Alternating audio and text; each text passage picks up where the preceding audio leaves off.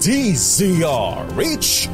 Magandang umaga Pilipinas sa DZRH Radio, DZRH TV at DZRH Online. Kasama si Kuya Angelo Palmones. Magandang umaga Pilipinas. Ika-6 tayo ngayon ng Hunyo 2024. Sa ulo ng ating mga balita, habagat magpapaulan sa Metro Manila at kanlurang bahagi ng bansa. Pero 29 na lugar pa rin na nakapagtala ng Dangerous Heat Index kahapon ayon sa Pag-asa. Lahar rumagasa sa La Casaliana, Negros Occidental. Kasunod nga po ng pagsabog ng Bulkang Kanlaon at nasundan ng mga pagulan. Forced evacuation ipinatupad na.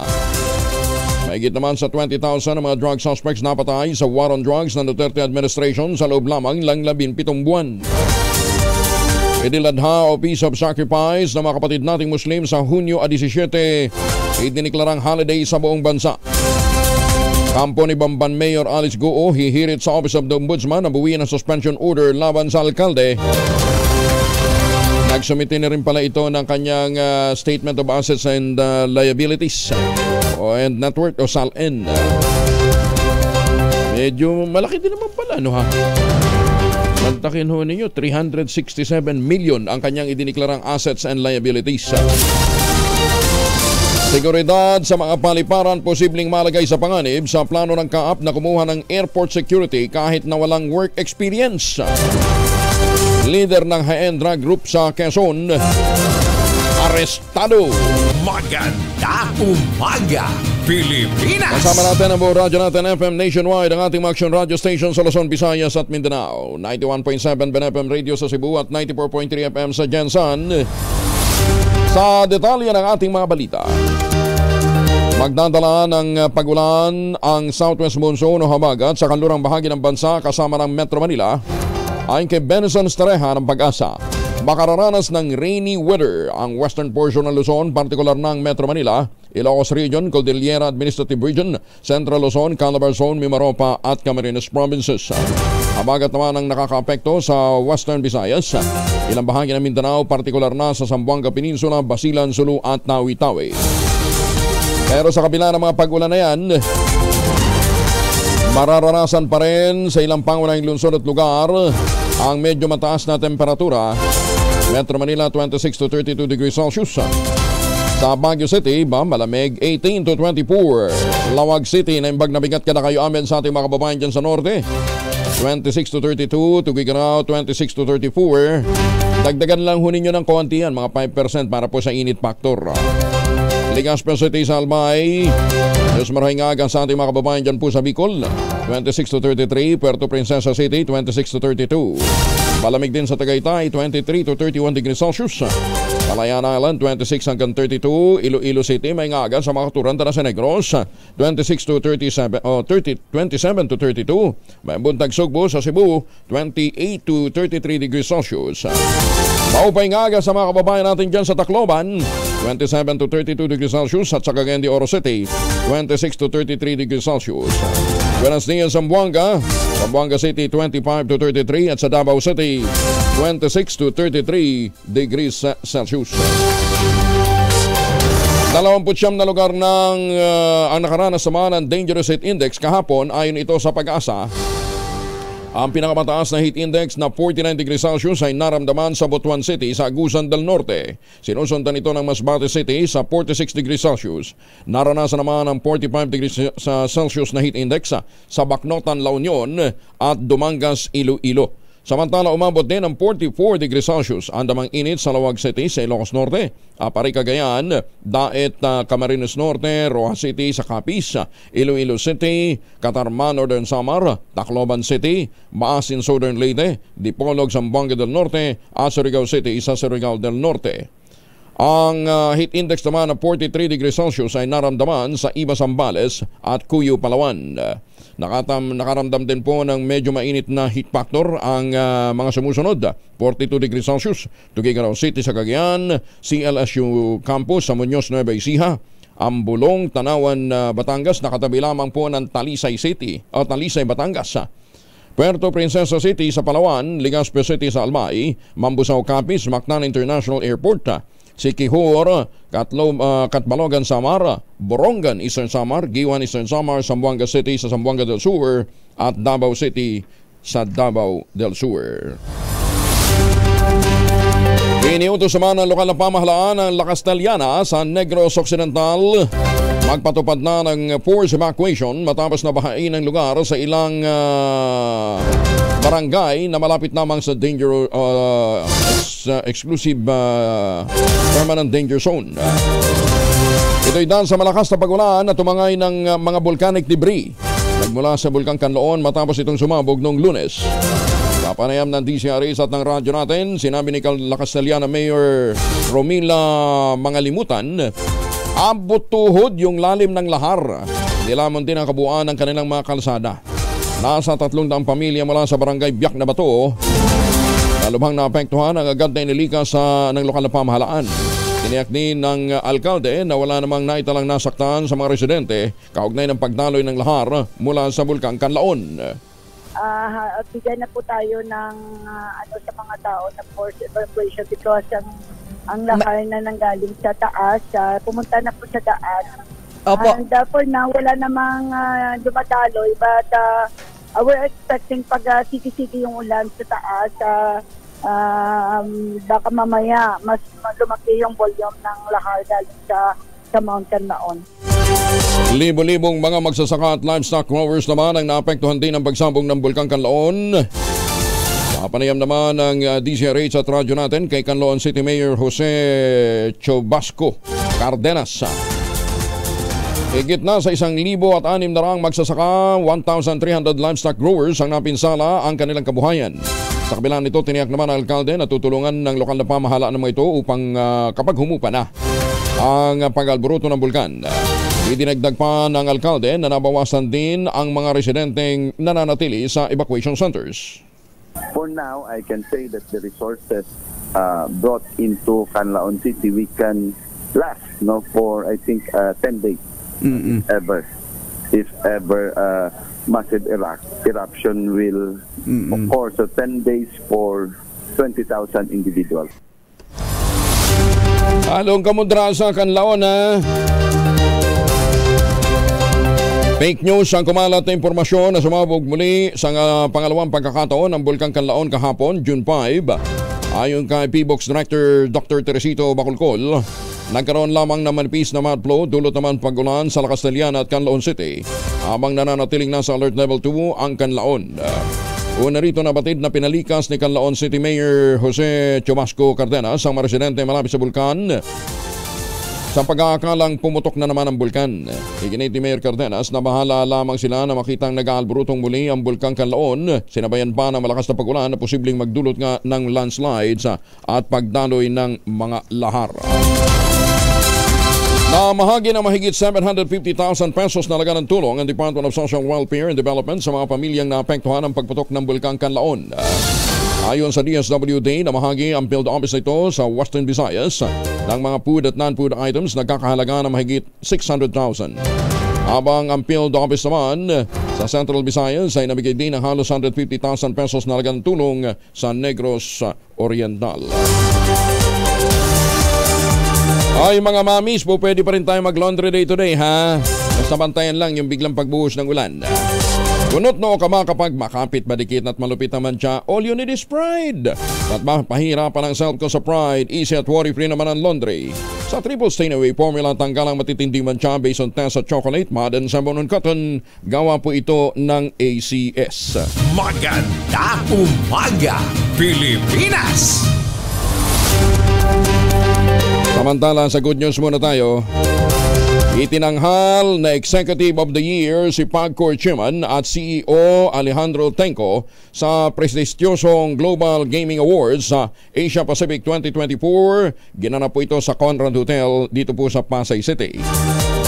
Naging runner-up para sa parangal ang MGM China President at COO na si Hubert Wang, habang ang Aristocrat Gaming General Manager naman for Asia, Lloyd Robson, at Jade Entertainment and Gaming Technologies Founder and CEO Jose Pisana ang nasa ikatlong pwesto.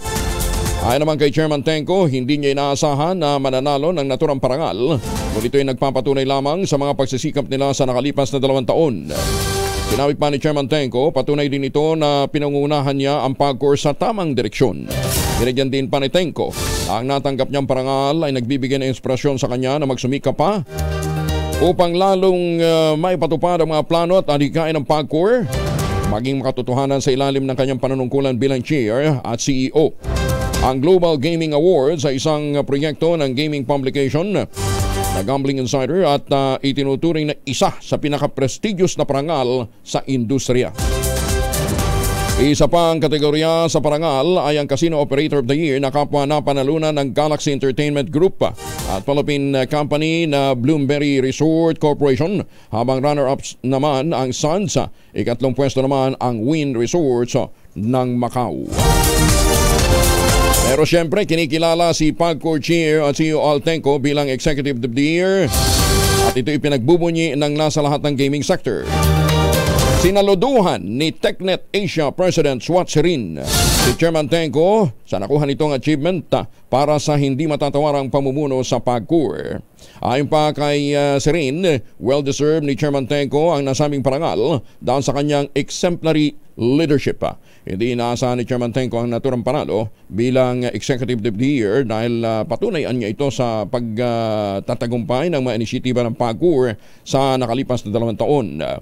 Ayon kay PAGCOR Chair Tenco, magsisilbing inspirasyon ang nakuha niyang parangal upang lalong pag-ibayuhin ang trabaho tungo sa katuparan ng mga plano niya sa PAGCOR. Ayan, pero nandito ba sa Pilipinas si Swat? Akala ko nasa Macau. Maganda umaga, Pilipinas! Ay, mga misi, sa amoy araw ba si Bunso pag-uwi galing ng eskwela? Bay dahil yan sa germ sa katawan nila para labanan ang amoy araw at amoy pawis, gumamit ng Shield Bath Soap regularly. Unbeatable ang Shield sa paglaban sa germs versus another brand. May shea butter na pampalambot ng kutis sa presyong abot kaya 12.50 SRP. Kaya mga misis sa Challenge Show, subukan ng Shield Bath Soap. Galit sa sakit, may malasakit, sulit na sulit. Mahiwagang tunog. Aba, bago po ang ating mahiwagang tunog.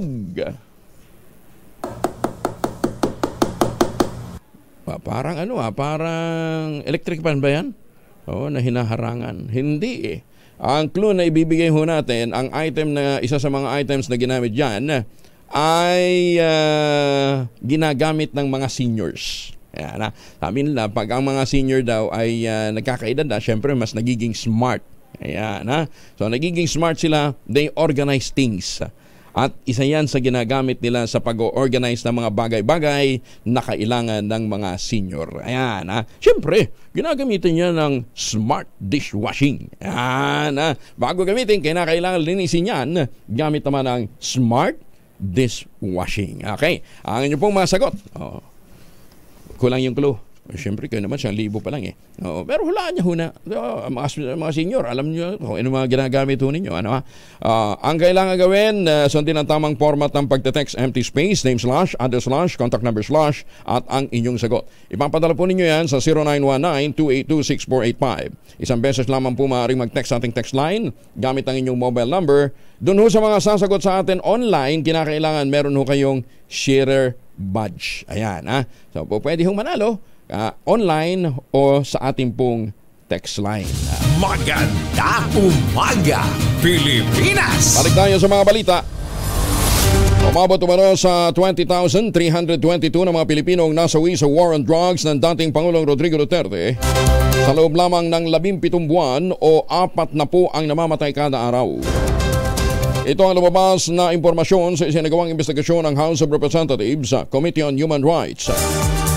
Ang bilang ay may higit na 3 ulit na nasa 6,200 na kinilala ng Administrasyon Duterte na nasawi sa war on drugs sa loob ng 6 na taong termino. Sa pagdinig ng komite na pinamunuan ni Congressman Benvenido Abante Jr. ng Maynila, binasa ng human rights lawyer na si Jose Manuel Jocno ang bahagi ng extended resolution ng Korte Suprema kaugnay ng mga nasawi sa war on drugs mula sa tanggapan ng dating Pangulo. Ayon kay Jokno, nabanggit sa resolusyon ang 2017 Year-End Accomplishment Report ng Office of the President sa kasong Mora versus De La Rosa. Tinutukoy dito yung dating PNP chief at ngayon ay Senador Ronald Bato de la Rosa na inihain naman noong 2018. Batay sa resolusyon, sinabi ni Jokno na may kabuang 20,322 drug suspect ang nasawi mula Enero 1 ng 2016 hanggang Nobyembre 27 ng 2017.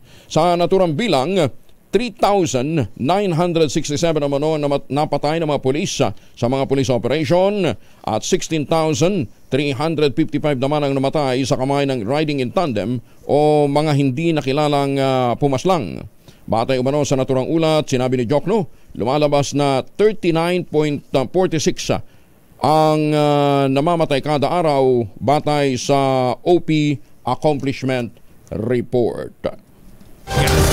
Umaga, Pilipinas! 19 na minuto na makalipas ang alas 4 na umaga. RH number 1. Muli ang ating paalala para ho sa mga mahilig ho mag-picture-picture. Pagkakitaan ho natin yan. Libre ho yung magpaparehistro para po sa photo contest ng Philippine Amusement and Gaming Corporation. Puntahan lamang po ninyo ang www.pagcor.ph/photocon 2024 para pa kayo po'y makasali. Ang deadline ng submission ng entries ay July 31, 2024. 8 ang tatanghaling grand winner sa conventional category. Ito po yung mga larawang kuha ng conventional camera. At ang 8 yan ay tatanggap po ng tig 100,000 pesos na cash prize. Tigwa 8 rin ang mananalo sa mobile category at drone category. So yung 16 na yan ay mananalo naman ng tig 50,000 pesos. Meron din pong mga consolation prizes para sa mga hindi siswertehin. Ayon kay Pagcor Chair at CEO Altenco, ang kabuang prizes ay tumataginting na 2.23 million pesos. Kaya naman po tumaas po sa 32.7% ang mga nagpadala na ng mga entries kung ikukumpara noong 2023. Ang tema po ng Pagcor Photo Contest ngayong taon ay Harvest Time. Ito po ay bilang pagkilala, pagpaparangal sa pagsisikap po ng mga magsasaka, mga mangingisda at iba pang nasa sektor ng likuan na industriya ng pagkain para masiguro ang ating food security. Pag-uusapan na lamang po ang ani. Kumusta ho natin ang mga palengke ang mga paninda dyan pa sa public market ng Bacoor City. Nandun si Noche Kaka, Sarich 27. Noche, good morning. Ayong buntag, Tuyang Angel, dito tayo ngayon sa Bacoor City Public Market kung saan ang presyo ng luya, Tuyang Angel, nasa 240 ang kilo, kalabasa 70, ang karos 80, talong Tuyang Angel 70 pesos ang kilo, yung sibuyas pula 80, ang bawang 150 ang kilo, yung patatas 140, na dati ay 120 ang kilo. Ang beans naman ay tumaas din sa 140 ang kilo. Ang repolyo 70, ang palaya 120, kamatis 60, ang kalamansi 120, ang siling verde 80 pesos ang kilo, sibuyas puti 70, broccoli ko yung Angel 150 ang kilo, habang yung bawang, yung talop na siya, nasa 150 ang kilo. At ang karne ng tulad ng baka ko yung Angel, yung laman, nasa 440 ang kilo. Yung kasin naman 280, ang liempo 340 ang kilo, habang ang manok 170.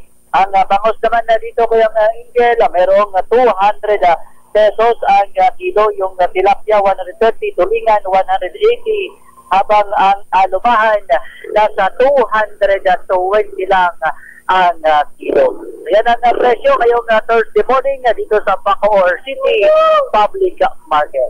Mula sa nanan sa Pilipinas, DCRE. Ako si Dr. Kakasutuloy sa pagbabalita, tuloy-tuloy sa serbisyo, sama-sama tayo, Pilipino. Dagang salamat, Noche. Magandang umaga, Pilipinas!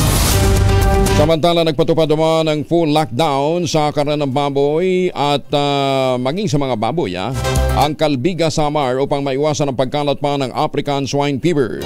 Kasunod dito nang lumabas na nagpositibo Mula sa ASF ang sample ng mga dugo na kinuha sa mga baboy sa barangay Kalingunan.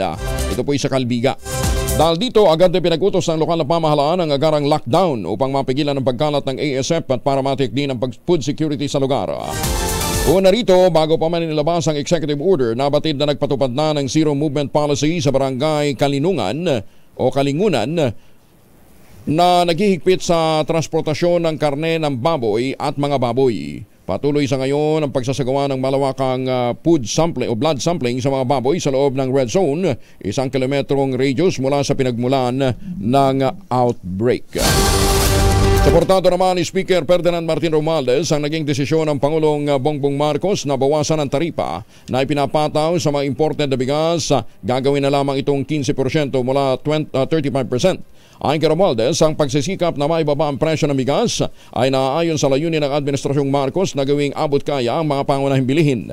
Sinabi ng Speaker, hindi rin dapat na manggamba ang mga lokal na magsasaka na mababawasan ng tulong na kanilang natatanggap mula sa pamahalaan sa ilalim ng Rice Competitiveness Enhancement Fund salib sa itinadaghana ng Republic Act 11203 o yung Rice Tarification Law.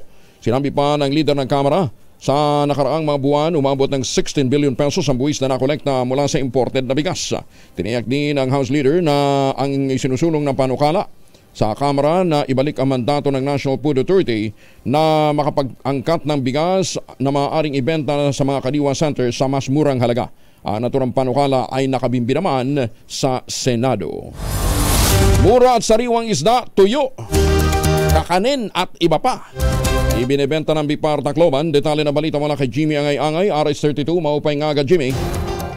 Bureau of Fisheries and Aquatic Resources BIPAR Tacloban nagbibinta ng mga mura at preskong isda, toyo at kakanin. Pahayag ito ni Christine Grisula, Regional Information Officer ng BIPAR Regional Office sa isang panayam. Ayon kay Grisula, ito'y kaugnay sa programa ng kadiwa ng Pangulo na ipinatupad ng BIPAR sa harap ng kanilang tanggapan. Pinasimulan ito kahapon at magpapatuloy ngayong araw. Tinulungan ng BIPAR ang mga isda makagbenta ng direkta ng kanilang produkto sa mga palengke. Nagde-deliver din sila mga order ng isda kapag abot na sa 10 kilo pataas, lalo na mga residente sa Tacloban at bayan ng Palo Leyte. Mula sa Action Radio Tacloban, ito si RS32 Jimmy Angay-Angay. Tuloy-tuloy sa balita, tuloy-tuloy sa serbisyo, sama-sama tayo Pilipino. Dagang salamat, Jimmy. Bagong balita, bagong impormasyon. Kasama si Kuya Angelo Palmones. Magandang umaga, Pilipinas! 27 na makalipas ang alas 4, nagsagawa ng site inspection at public consultation ang House Committee on Marawi Rehabilitation sa pangunguna ni Lanao del Sur First District Representative si Alonto Adjong sa Marawi City. Ito ay upang matiyak na magiging mabilis ang rehabilitasyon ng lungsod. Kasabay nito, tiniyak ni Adjong ang pagdanais ni na Pangulong Bongbong Marcos Jr. at Speaker Ferdinand Martin Romualdez na matapos na sa lalong madaling panahon ang rehabilitasyon. Sa kabilang sa binisita ng mambabatas sa temporary at permanent shelters, ang itinatayo nilang bulk water system, mga nasirang struktura sa gera, sa mga pinaka-apektadong lugar at tungsod, ganyan din yung Golden Mosque. Siyempre, pati yung Rizal Park at Freedom Park ng Marawi. Layunin ang pagdalaw na personal na makita ang kalagayang kinakaharap ng mga bakwit o yung mga internally displaced person at gagyat na malaman din ang pangangailangan upang masakatuparan ng pagsasaayos ng kanila pong pamamahagi ng kanilang pangangailangan.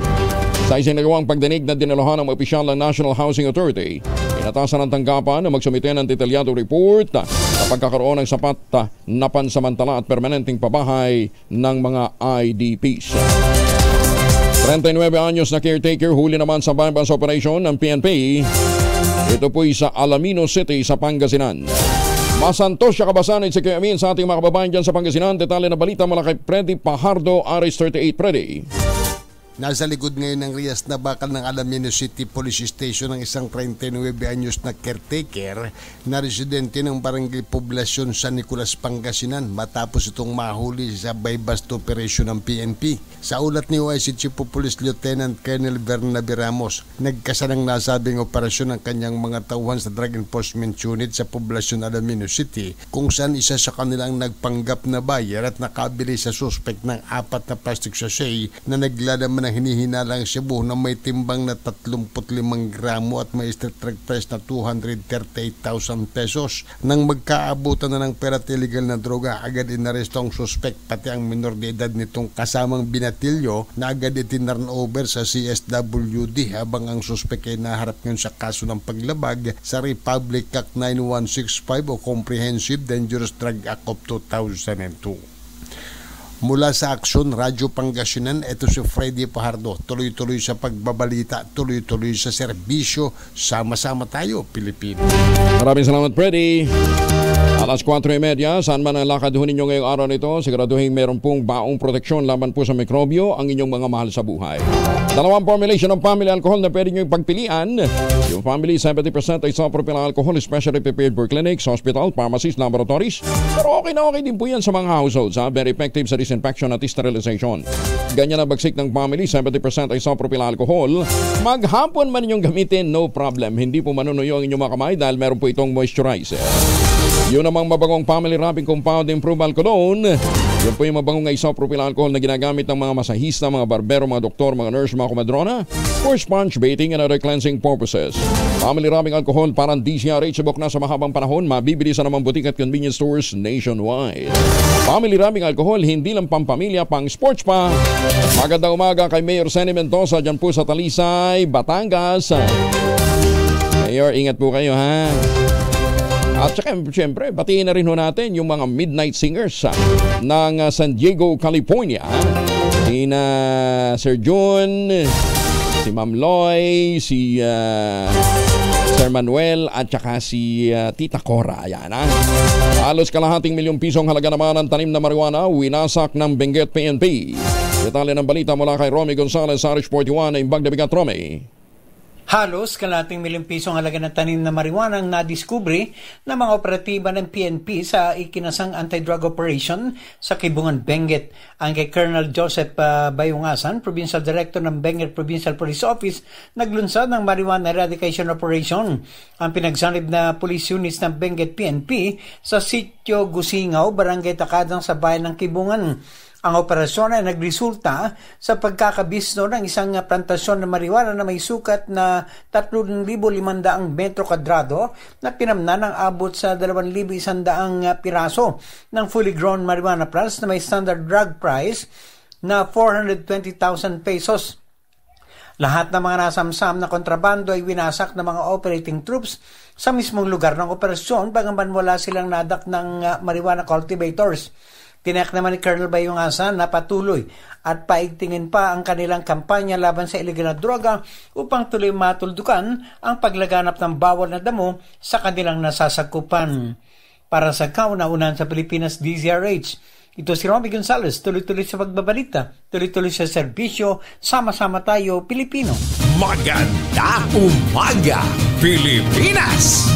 Gandang umaga din po sa mga Pilipino dyan po sa Canada at sa mga suki natin dyan sa Hong Kong, sa Taiwan at sa mga taga Malaysia. Magandang umaga ho sa inyo.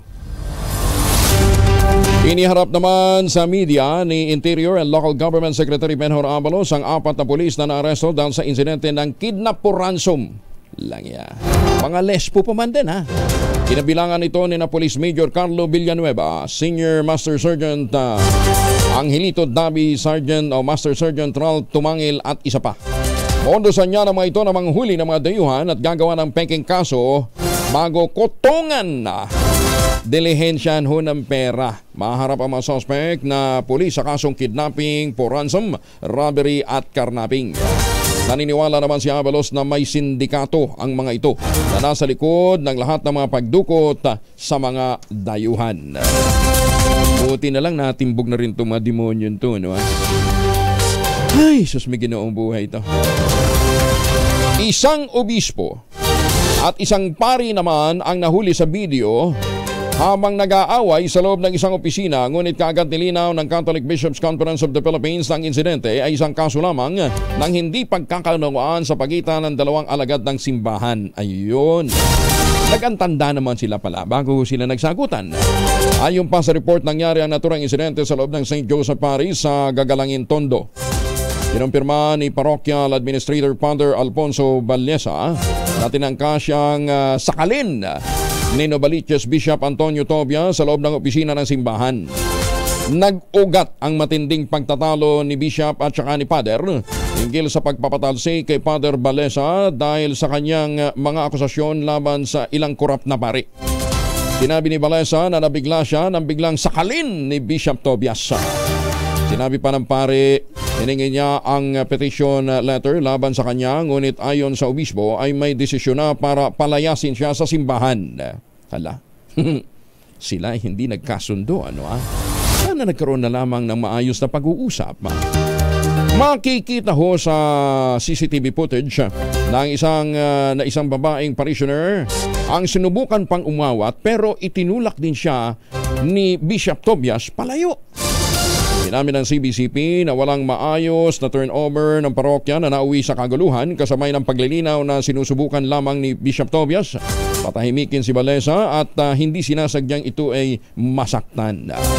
Paliwanag pa ng CBCP na patalsik si Balesa sa parokya matapos itong mabigo na sumunod sa utos ni Manila Archbishop Cardinal Jose Advincula noong nakaraang 2 taon na sumailalim sa counseling at renewal program para sa kanyang unstable personality. Kayo na pong humusga.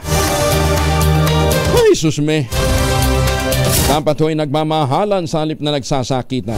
At para ho sa mga tatay na mga mahal natin, sa mga lolo't mga tiyo, mga kuya, may asawa na. Father's Day po, malapit na. Huwag natin kalimutan, padalhan sila ng tangerine chocolate. Ang tangerine chocolate po ay produkto ng mga magdiniyog dyan po sa lalawigan ng Quezon. Sa tulong nga po ni Dr. Helen Tan, itong mga magdiniyog na dating umaasa sa Kopra, mga MSMEs na ho ngayon. Meron ho silang ibang pinagkakakitaan sa pamamagitan po ng pagtatanim ng kakao. Yan, yung mga planting material ng kakao galing Davao, hinakot ni Governor Helen Tan para maitanim sa ilalim po ng mga nyugan. Ngayon, nakapagpuproduce na ho sila ng dekalidad na cacao beans kaya't meron ho silang sariling brand, ang Tangerine Chocolate. Available yan sa 0919-095-5935. May mahigit 10 variants po yung Tangerine Chocolate. Available sa tangerinechocolate.ph na ang mga raw materials na ginamit ay galing din po sa ani ng mga magsasaka. Ang sabi nga po ni Dr. Helen Tan, sino bang magmamalasakit sa Pilipino kundi ang kapwa Pilipino? Kaya pakiusap niya, tangkilikin natin ang gawang atin. Maganda umaga, Pilipinas! Ay value individual naman sa Calamba City sa Laguna, timbog sa bypass operation. Nakunan ito ng halos 400,000 na halaga ng shabu. Detalye na balita mula kay Eric Dastas. Eric, good morning. Timbog sa isinagawang drug bypass operation ng Calamba City PNP ang isang high-value individual o HBI. Sa ipinadalang report ni Lieutenant Colonel Melanie Martires, Chief of Police ng Calamba City, kay Police Colonel Gaudvin Mil Unos, Provincial Director ng Laguna, nakilala ang suspect na si alias Teng, residente ng Muntinlupa City. Ayon kay Martires, nagkasa ang kanyang mga operatiba ng drug bypass operation sa Barangay Parian, Calamba City na nagresulta sa matagumpay na pagkaka-aresto sa naturang suspect matapos kumagat sa isa sa kanyang mga tauhan na nagpanggap na pusher buyer at mabilihan ng shabu si Teng na nagkakalaga ng 379,500 pesos na tumitimbang ng 55 gramo. Kasalukuyang nasa kustodiya na ng Calamba Component City Police Station ang suspect na mahaharap sa kasong paglabag sa RA o Republic Act 9165 o Comprehensive Dangerous Drug Act of 2002. Para sa kauna-unahan sa Pilipinas, DZRH, ito si Eric Dastas. Tuloy-tuloy sa pagbabalita, tuloy-tuloy sa serbisyo, sama-sama tayo, Pilipino. Maraming salamat, Eric. Samantala, empleyado ng gobyerno na aresto matapos magbenta din ng illegal drugs sa Davao del Sur. Detalye na balita mula kay Jun Siter mula sa Action Radio Davao. May buntag, Jun. Naglusad ng operasyon ang pinagsalig na pwersa ng PDEA Regional Office 11 kasama ang Davao del Sur Police Provincial Office at Digo City Police Station sa isang bypass operation sa Purok Laminusa, Barangay Cugon, Digo City, Davao del Sur. Pasado las 9 ng gabi, naaresto ang isang drug den maintainer at si alias Alfahad, 24 anyos, may asawa, job order personnel ng local government unit ng Digo City at nakatira sa nasabing lugar. Isang pulis ang nagpanggap na pusher buyer kaya natinanggap ang mark money na 10,000 pesos. Kaagad na pinusasan ang suspek. Kasama rin na aresto ang kasamahan niya sa drug den na sina alias Hats at alias Angie. Sa nasabing operasyon, kasabat ang 5 transparent plastic sachet na nagdadagma ng iniinanang shabu na tumitimbang ng 13 grams at nagkakahalaga ng 88,400. Mga walang laman na plastic ngunit may residue ng shabu, samot-saring drug paraphernalia at bypass mark money. Kakasuhan ng 3 sa paglabag sa Republic Act 9165 o Comprehensive Dangerous Drugs Act of 2002. Mula sa Action Radio Davao, June Soter, para sa kauna-unahan sa Pilipinas, DZRH. Tuloy-tuloy sa pagbabalita, tuloy-tuloy sa serbisyo. Sama-sama tayo, Pilipino! Daghang salamat, John. May buntag sa mga tigpaminaw nato riyan sa Sugbo. Ay sa mga taga-Digos, may buntag. Magandang umaga din sa mga tutok sa atin dyan sa Coronadal City sa South Cotabato. Magandang umaga sa mga Pilipino dyan po sa Melbourne, Australia. Mayor Bebong Salud at si OIC San Juan Batangas Municipal Administrator Alvin Ong Samonte. Magandang umaga din ho sa inyo. Kaaga naman gumising nila, Mayor, no? Pero mabuti ho yan, ha?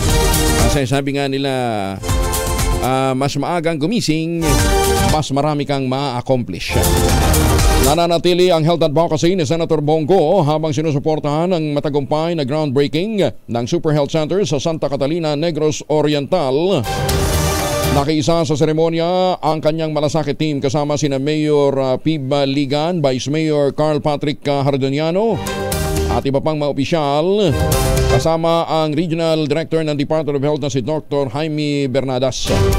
Sa video message naman sinabi ni Senator Go, ang chair ng Senate Committee on Health, bahagi ng kanyang pangako na tiyakin sa mga mahihirap na mga kababayan natin, lalong-lalo na sa mga malalayong lugar, na magkakaroon sila ng maginhawang access sa basic health care.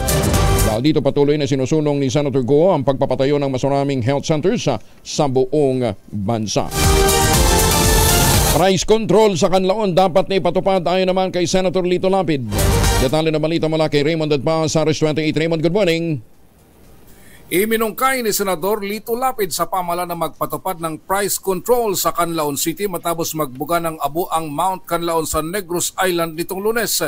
Ayon kay Lapid, sa ilalim ng batas ay maring magpatupad ang lokal na pamahalaan ng price control para hadlangan ang pananamantala ng ilang mga negosyante sa panahon ng kalamidad. Pinayuhan nito ang mga lokal na pamahalaan sa Negros Island na maghanda sa mas malalang sitwasyon kung patuloy sa pag-aalburuto ang bulkang Canlaon dahil sa banta nito sa kalusugan at buhay ng mga tao. Ito ay batay sa kanyang karanasan bilang gobernador ng Pampanga nang pumutok ang Mount Pinatubo noong 1991. Kailangan ng pagtutulungan ng mga emergency response agency, hospitals, pharmacies at iba pang ahensya ng pamahalaan. Maliban sa Canlaon City ay may mga bakwit din sa Bago, La Carlota, Moises Padilla, Pontevedra at La Castellana.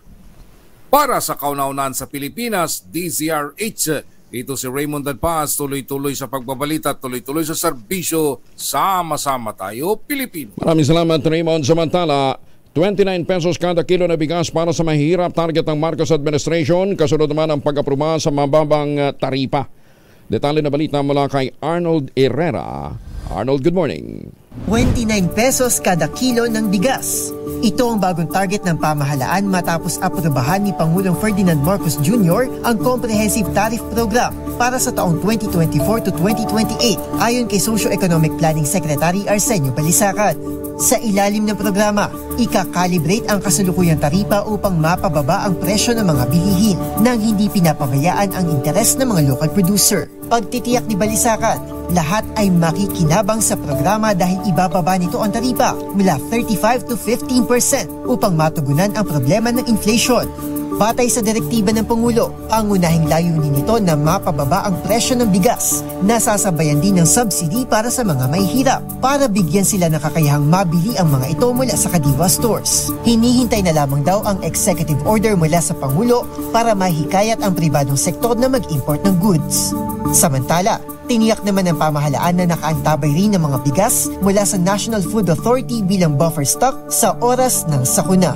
Para sa DZRH, ito si Arnold Herrera. Sama-sama tayo, Pilipino. Maraming salamat, Arnold.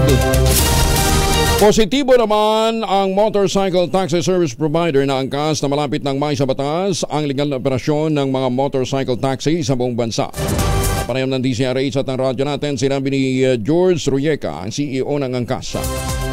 Inaantay na lamang nila ang ulat mula sa Land Transportation, Franchising and Regulatory Board kaugnay ng pilot testing para sa MC Taxi Program. Ito ay matapos na niyang tiyakin ni LTFRB Chair Chope Leguadis na tatapusin na ang pilot testing at ikukonclude ang data gathering para ma-finalize na ang regulasyon sa naturang operasyon ng mga motorcycle taxi. Ayon kay Ruyeka, mahalagang ma-aprobahan ito para matiyak hindi lamang ang benepisyo sa mga driver kundi pati na ang kaligtasan ng publiko.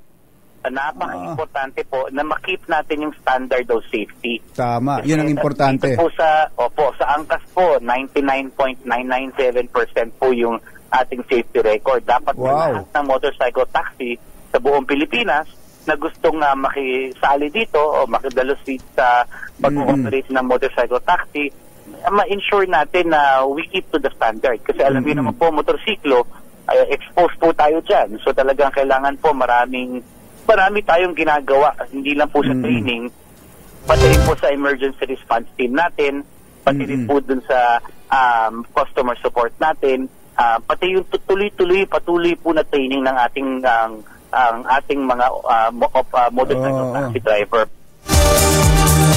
Alas 4:45, magandang umaga kay Jonathan Ju. At sa mga suki natin dyan sa San Mateo, Isabela, 21 anyos naman nagbigti. Nako, sa harap ng 3 taong gulang anak dahil sa selos sa kanyang asawa. Ano ba naman yan? Kalupit na pag-ibig. Detalye na balita mula kay Danny Cumilang, Aris 37. Danny, good morning. Nasaksihan mismo ng 3 taong gulang na anak na babae ang ginawang pagbibigti ng kanyang mismong sariling ama sa loob ng kanilang tahanan sa Balanga City kahapon ng umaga.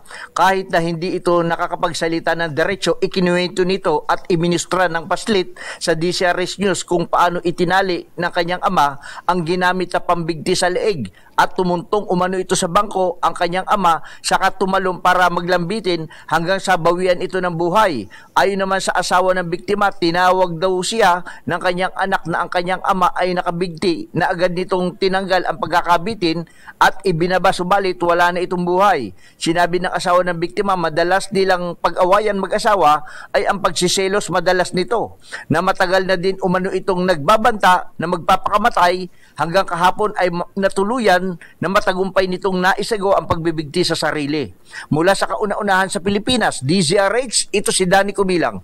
Tuloy-tuloy sa pagbabalita, tuloy-tuloy sa serbisyo. Sama-sama tayo, Pilipino! Maraming salamat, Danny. May ababa kay kayungan sa ating mga kababayan dyan po naman sa Pampanga. Ayan, selos talaga. Walang ginagawang mabuti yan, ano ha? Dapat ho nag-iintindihan. And speaking of Central Luzon, huwag natin kalimutan ang alok pa rin ho sa atin ng Westchester Realty. Pinakamurang ready for occupancy unit po sa buong housing industry. Easiest term, ang alok po nito. 5% lamang ang down payment, pwede pang gives. Mantakin ho ninyo 20,000 pesos all-in down payment. Pwede ka na maglipat bahay agad after 7 days ng take-out ng Pag-ibig Housing Loan. Yung pang mga proyekto nito, napakalapit lamang po sa Clark International Airport at Clark Economic Zone. Kaya napakagandang investment at nasa loob po mismo ng township, ang munisipyo, clubhouse, swimming pool, commercial area, meron pa, pati ho simbahan at mga eskwelahan. Kaya ano pang ginagawa ho ninyo? Ito pa rin ang pangarap na magkaroon ng sariling bahay sa presyong abot kaya. 0996-501-5555. Yan po ang inyong tatawagan kung gusto nyo mag-visit ngayong weekend. O dili kaya sa 0947-434-5555. At kung ngayon ho kayo siswertehin, baka bamayayo kayo ng libre papuntang Japan, papunta Ohio gozaimasu sa mga Pilipino dyan sa Japan. Meron pang Sakura Festival doon, Taiwan, Singapore, Hong Kong at Thailand, kung saan po tatama ang inyong lucky dart. Kaya dapat mag-practice na muna magpukol ng dart bago ho kayo magtungo doon. Ngayon, pag hindi pa rin sinuwerte dyan, meron pang ibang mga premyo para po sa Summer Premiere Promo ng Westchester Realty. Ulitin natin ang numero na tatawagan po ninyo, 0996-501-5555 at 0947-434-5555. Ganda umaga, Pilipinas! Si Kasendong, Ginoong Rosendo, so kasama na ho natin. Kasendo, magandang umaga po sa inyo. Magandang umaga, Idel. Apo, Di ba ngayon nyo palang kakausapin si Secretary Laurel? Kaya lang, naunahan kayo ng NEDA. Nag-anunsyo na kahapon ang NEDA na okay na sa kanila yung pagbabawas sa taripa ng mga imported na mga produkto, lalo ng bigas, ng hanggang 20%. Di, ang babayaran na lang 15%. Paano yun? Tuloy pa ba yung meeting nyo? Pag-meet kami ni Secretary Ral Tecto. And kasi paano i-explain din namin yung situation. Angel, kung kung ang target ng government is yung 29 pesos na bigas, ibig sabihin hindi sa imported sila kukuha ng bigas, no? Dahil ang imported price kasi ngayon, mababa. Sa 25% broken is $595, no? Mm-hmm. Ang freight is 35 pesos. $35 per metric tons. So, abot ng $625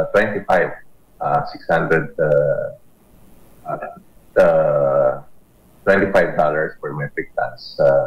So, ang 50% landed is nasa 42 pesos.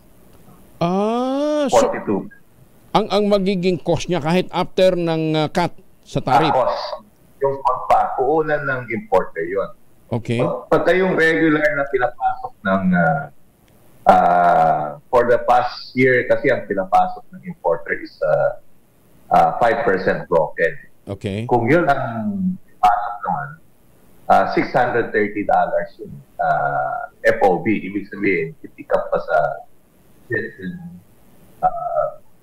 Seoul or Thailand.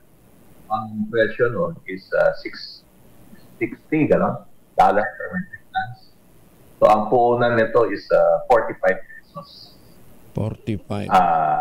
Okay. So, 45 pesos per kilo.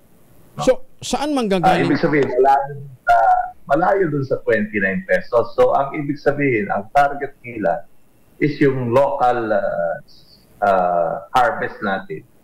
Imaba, no? Kasi kung yung imported, imposible yung 29. Kaya nga, para kang nag-subsidize ng 2 beses, binawasan mo yung taripa, tapos isa-subsidize mo pa yung balanse ng 42 sa 29. Di ba? Kung yun magiging objective mo. So, ibig sabihin lang yan... Yes. Kung yung imported ang objective mo, pero dahil yun is landed pa lang, cost pa yan, di ba? So, mas mataas pa yun. Yung kino-compute natin is landed cost. So, yung 42 pesos, kung pre-retail yan, nasa 40 plus 5 yan, more or less. So, 47? So, nasa 47 pesos. So, yung 47 pesos sa 29 pesos, ang laki ng subsidy doon. So, ang mangyayari, yung target ng NEDA na 29 pesos na bigas, ang presyo ng palay doon is 15 pesos. Farm gate price. 15. Wala nga. Gusto nga natin patasin yung farm gate price. So, hindi ba? I mean, paano mo kasi, hindi ko maintindihan nga saan sila kumukuha ng figure na 29 eh. Alam mo tawagin natin balisakan. Hindi nagko-compute yan, no? Ang sabi pa niya sa presidente is kayang-kaya na yung 29 pesos. So talagang hindi natin alam kung saan siyang sulok sa kwarto niyang nag-compute, no? Para lumabas yung presyo na yon. Kasi internationally, walang ganun na presyo, no? So, ang mangyayari is yung mga magsasaka, mag-iisip kung magtatanim ulit sila. Kung ang presyo is farm gate is 15. Yung kasi yung 15 pesos na yan sa Angel is tuyo, no? So, ibig sabihin, kung basayan, nasa 18 pesos. Kung gano'n ang presyo, baka mag-surrender yung mga magsasaka, magtanim. O kasi ang tendency, pagka gano'n ang presyuhan, siyempre, ang middleman, hindi din bibili nung dating 24 pesos per kilo na farm gate price, di ba? Hindi bibili doon. Dahil sabi nila, sabi nila, hindi. Ang projected 15 eh. Di ba? So, ang mangyayari yan is yung presyong gano'n sa farm gate, talagang matatamaan. Oo. Hindi ko... And ganun mangyayari, no? Kung ganun mangyayari, magbabawas ang pagtanim dito sa ating bansa. Inaasahan natin na lalaki yung importation o tataas din yung international price. Pero kung hinangkot nila yung 29 pesos na retail talaga, so magsasurrender yung mga magsasaka.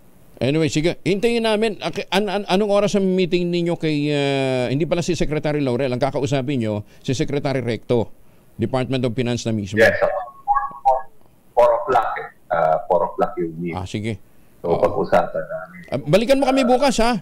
Kung ano mapag-uusapan ninyo, Kasendo, kasi nga, ang sabi nga ninyo, pag ito isinakatuparan at nakita nung mga magsasaka natin na parang pababa, downtrend ang presyuhan na naman, baka hindi nga sila makumbinsi. Pero may subsidy naman ng gobyerno hindi ba sumasapat yung subsidy na yun para makumbinsi ang ating mga magsasaka na magtanim kahit na 15 pesos lamang per kilo ang farm gate price?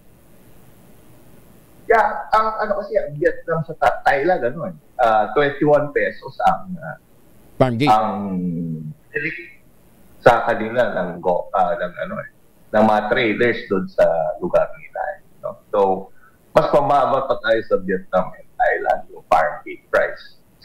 So, pag yun talaga, hindi talaga kaya. Kasi yung Vietnam at Thailand, fully subsidized na yan. O nga naman, may subsidy na sila. Mataas pa yung bilihan.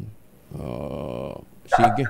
Saka binaba natin yung taripa, sinubsidize ulit natin sila.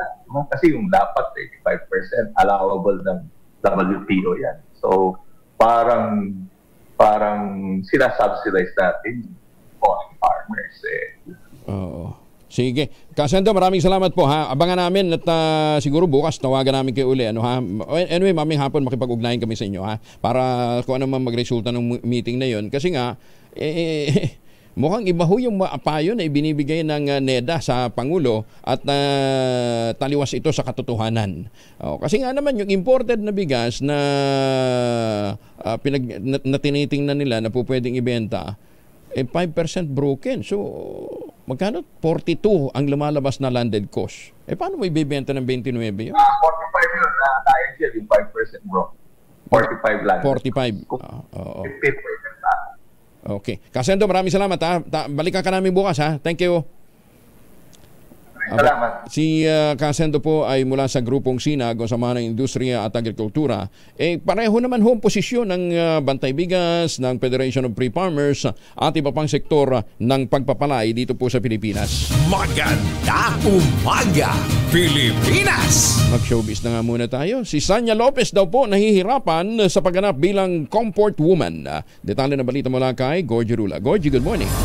Napakahalaga sa kapuso actress na si Sanya Lopez itong role na ginagampanan niya ngayon sa bagong drama series na Pulang Araw. Kasama niya rito sina Alden Richards, Barbie Fortesa at David Licauco. Isang comfort woman ang role na ginagampanan ni Sanya at talagang nahirapan daw siyang gampanan ito lalo nang may nakausap daw siyang natirang comfort woman.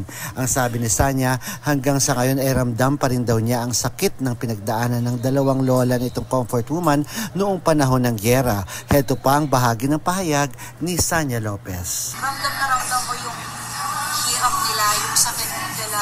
Meron nga silang parang tumatak sa amin. Sinabi niya sa amin na parang swerte kayo ngayon kasi hindi niya naranasan yung bagay na naranasan ng mga bata ko. Parang bigat at sakit sa dibdib.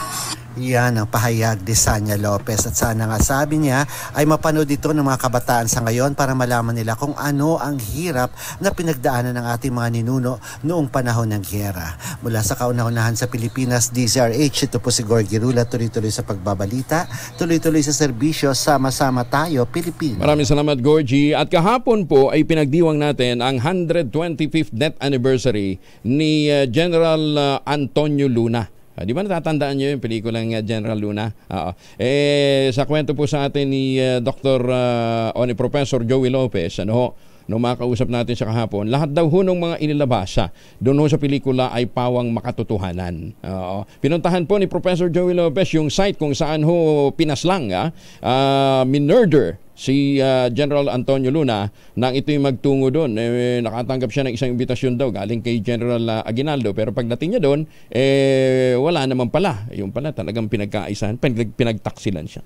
Kaya noon pa lang, usong-uso na talagang taksilan, dahil sabi ni General Antonio Luna, walang nakatataas sa batas, kahit pa ang presidente. Ayun, inassassinate siya. Anyway, 120 po ng death anniversary kahapon ni General Antonio Luna na patuloy pong dinadakila ng mga kababayan natin dyan sa Cabanatuan City. Professor Joey Lopez, maraming salamat. Thank you. Maganda umaga, Pilipinas! Happy birthday din sa ating kaibigang si Nino Bonito Padilla. Nino, happy birthday kaya batiin natin si Nino kahit alam natin hindi ito magbo-blow out. Yusek, happy birthday. At batiin ko na rin yung aking kaibigan si Irene Alcala. Irene, happy birthday. Kumusta ka ni Lea Salonga at saka ni Ate Coring. Ayan, happy birthday, Irene. At yung po namang magsipag naming congressman dyan po sa North Cotabato, si Congressman Rudy Cawagdan, ay nagdiwang din po na kanyang birthday kahapon. Happy birthday sa lahat po ng ating mga kaibigan at sa mga suki na nagdiwang ng karawan nila kahapon. Maganda umaga, Pilipinas! Ayan, kaganda ng ating gising dahil tayo po ay nagkapag-ultabayo. Ang ultabayo po ang kauna-unahang postbiotic food supplement na nire-recommenda ng mga doktor rehistrado sa Food and Drug Administration. Dumaan po ang postbiotic sa clinical trial dyan po sa Japan, at doon nila napatunayan na ang postbiotic na taglay po ng ultabayo, pag pumasok po sa ating katawan, na-activate ang commander ng ating immune system. Kisa Sabson, tatanong ka, nasaan yung ating immune system? At saka mga tanong nila kanina doon sa Balitang Promdi. Ina-activate ito ang ating immune system, at yung commander ng immune system, tinatawag yung plasmacytoid dendritic cell. Kaya pag pumasok yung postbiotic o ang ultabayo sa katawan, pinalalakas ito ang ating immune system, at pagkatapos ay itinataboy ang mga toxins habang tayo po ay natutulog. Kaya habang tayo natutulog, nakakaipon tayo ng panibagong sigla, na-rejuvenate para magkaroon tayo ng magandang tulog, magandang gising sa kinabukasan. Pagka magandang gising, magandang mood. Ayan, para pag gising mo, Kisses, ang ganda mo ngayon. Sabihin ng salamin, dati pa. Ang ultabayo po ay available sa Lazada at Shopee. Siguraduhin lamang na galing po ito sa Theoxis Adventures.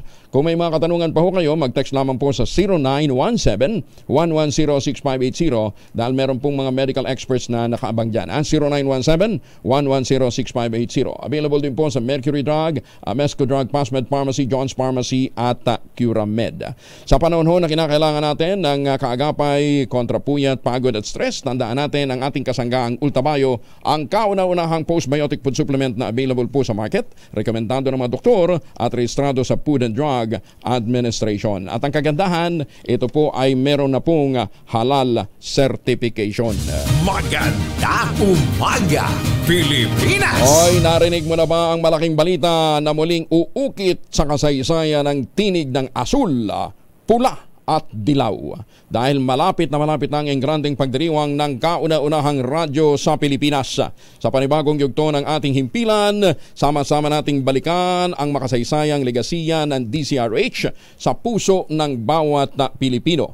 Ayan, ilang araw na lang?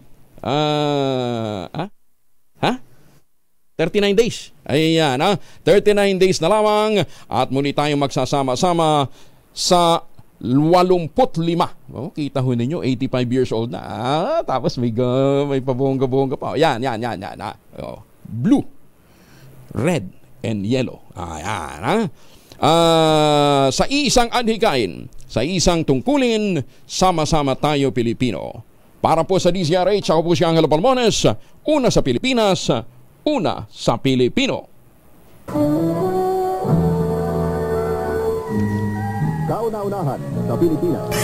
NBC Manila Broadcasting Company. DZRH, a proud member of MBC Media Group.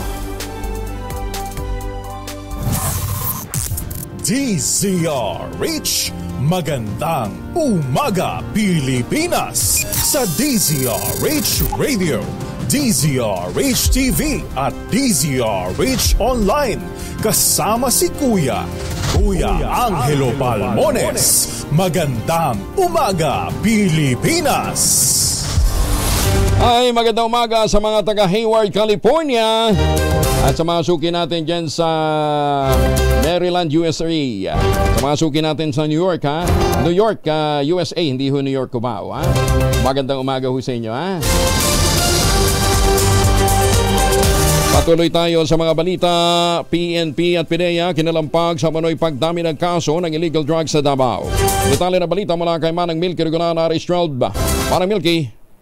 Umaabot sa 37 personnel mula sa Public Safety and Security Office ng Davao City ang nagpositibo sa paggamit ng illegal na droga. Kinalampag ni Surigao del Norte 2nd District Representative Robert A. Barbers, chairman ng House Committee on Dangerous Drugs, ang Philippine National Police at Philippine Drug Enforcement Agency na aksyon na tuwag baliwalain ang naturang report.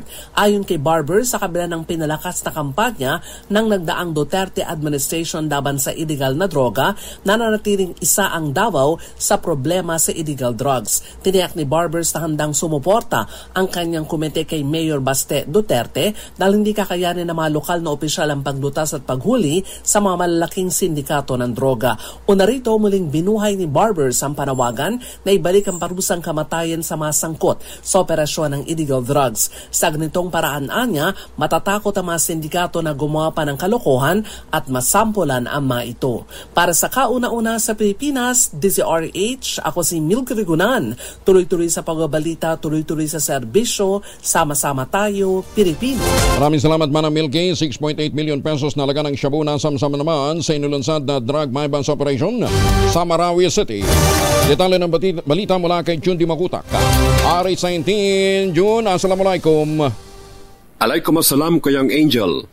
6.8 milyong halaga ng shabu ang tumambad sa joint element sa panguna ng PDEA Lanao del Sur sa inilunsad nilang drug bypass operation sa Barangay Kabingan, Marawi City, Lanao del Sur. 3 drug suspect rin ang naaresto at nakuha sa kanila ang shabu na nakapaloob sa isang bag na may estimated timbang na 1,000 grams na nagkakahalaga ng 6.8 million pesos. Ayon sa PDEA Lanao del Sur, isagawa nila ang inventory sa mga na-recover na items sa presensya ng mga suspect kasama ang representatives mula sa DOJ, barangay officials at local media. Nabatid na ilang linggo rin umanong minamanmana ng PDEA LDS ang nasabing grupo na inginuso sa kanila ng intel units bago isnagawa ang naturang bypass operation. Ang naarestong 3 suspect ay may kahilingan sa media na huwag banggitin ang kanilang mga pangalan sa ere. Sila ay kasalukuyang nakapiit sa PDEA Lanao Jail Facility habang inaayos ang kasong isasampa laban sa kanila.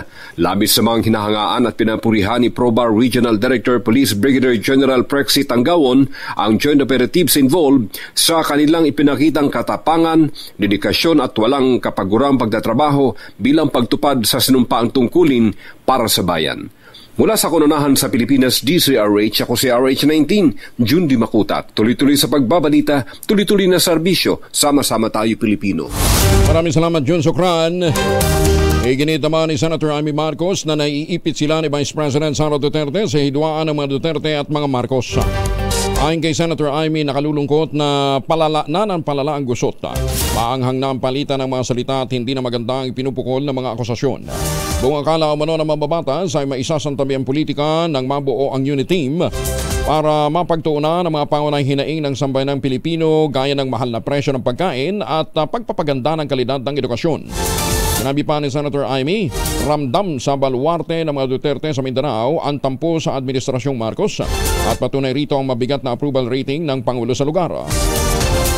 Hindi anya ang hidwaan ang kailangan ng publiko kaya't patuloy ang kanyang mga hakbang para mahilot ang hindi pagkakaunawaan ng mga Marcos at mga Duterte.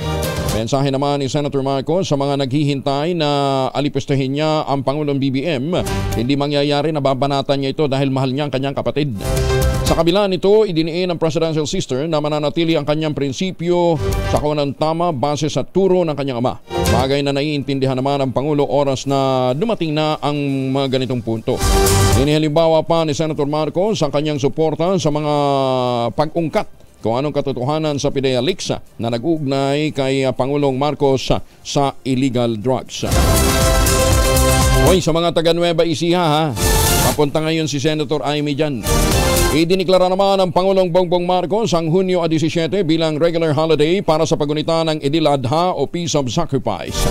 Ginawang Proclamation 579 na pirmado ni Executive Secretary Lucas Bersamin kasunod ng rekomendasyon ng National Commission on Filipinos.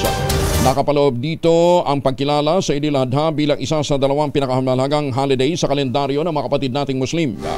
Sa panahong ito, nagkakatay ang mga Muslim ng tupa, kambing, baka at camel upang paalalahanan o alalahanin ang mga pagsasakripisyo ni Propeta Ibrahim sa kanyang anak bilang pagtalima kay Allah. Tumatanggap ngayon ang Civil Aviation Authority of the Philippines ng mga airport security kahit na walang experience. Ito naman ay binunyag sa DCRH at sa radyo natin ni Eagle Matrix Security Agency Incorporated President Attorney Bernard Claustro. Kasunod ng anunsyo na hanggang June 15 na lamang ang kontrata nila sa CAAP para sa pagsaserbisyo sa mga paliparan. Sa mga 13 paliparan po ito sa buong Pilipinas na meron pong international flights. Ayon kay Claustro, pagpatak ng June 15, mga job order employees na ang papalit sa kanila at walang kinakailangang experience para makapasok bilang security ng airport. Opo, yan ang nakalagay dyan ngayon kasi effective June 15 wala nang security guards na nakalagay sa mga airports kundi job orders.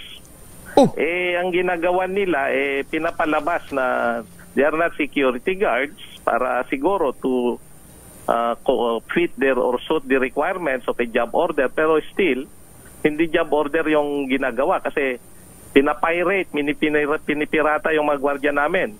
Yan po, yan ang mga malalaking tanong na kailangan masagot ng mga nagpabidding. Bakit kinukuha yung mga gwardiya namin? At linalagay pa sa isang conference room at sinasara para walang makakita sa kanila. Mahirap po dito kasi sabi ho na mismong sa SOSYA, bawal ho, sa PNP SOSYA, bawal po ang job order. Pangalawa, baka ma-monitor ito ng International Civil Aviation Organization, ma-downgrade nga po ang level po ng mga airports natin at maapektuhan na naman ang mga international flights. Kasi kung talagang competent ho yung mga kinuha na bagong security providers ho ng CAAP, bakit sila mamamirate ng mga tao? Di ba? Simple lang yun. Kung meron silang sapat na tao. Ngayon, bakit dinisqualify yung 20 years na pong nagsiservisyo dyan? Yun ho, yung mga sagot, yung mga bagay na hindi humasagot Pero mamaya may makakausap po tayo mula sa CAAP.